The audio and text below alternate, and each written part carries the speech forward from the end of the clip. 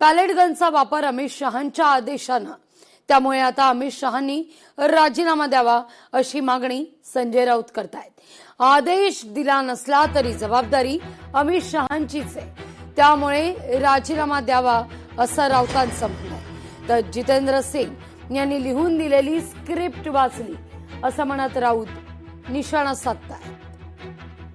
त्यांनी राजीनामा द्यायला पाहिजे। जर त्यांना न विचारता फायरिंग झाला असेल तर ही जबाबदारी त्यांचीच आहे गृहमंत्री म्हणून।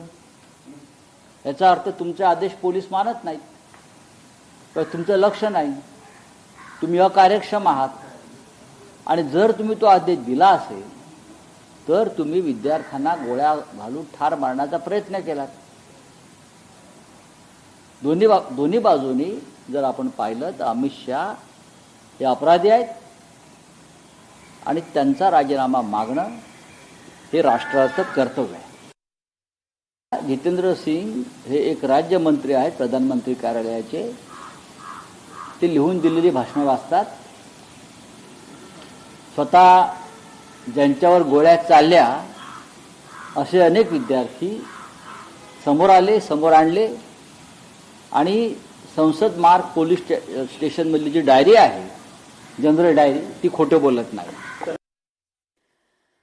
राज्यसभेत आज परीक्षा सुधारणा विधेयक मांडलं जाणार आहे।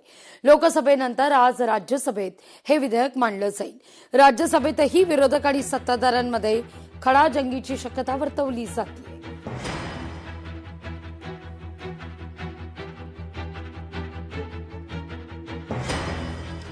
शिवसेना पक्ष आणि चिन्हासंदर्भात आज सुनावणी आहे। आज सुप्रीम कोर्टात सुनावणी होणार आहे। सरन्यायाधीश सूर्यकांत यांच्या खंडपीठासमोर ही सुनावणी होईल। अंतिम युक्तिवादासंदर्भात आज सुनावणीत निर्देश देण्याची शक्यता आहे।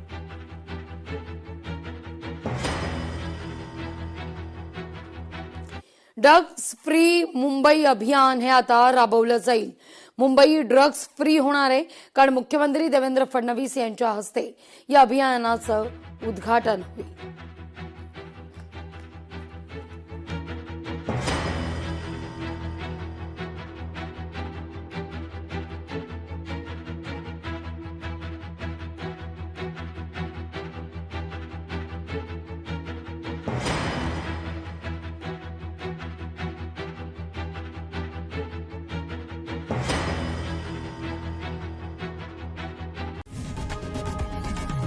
लोकशाही मराठी ऐका, पहा, जागरूक रहा।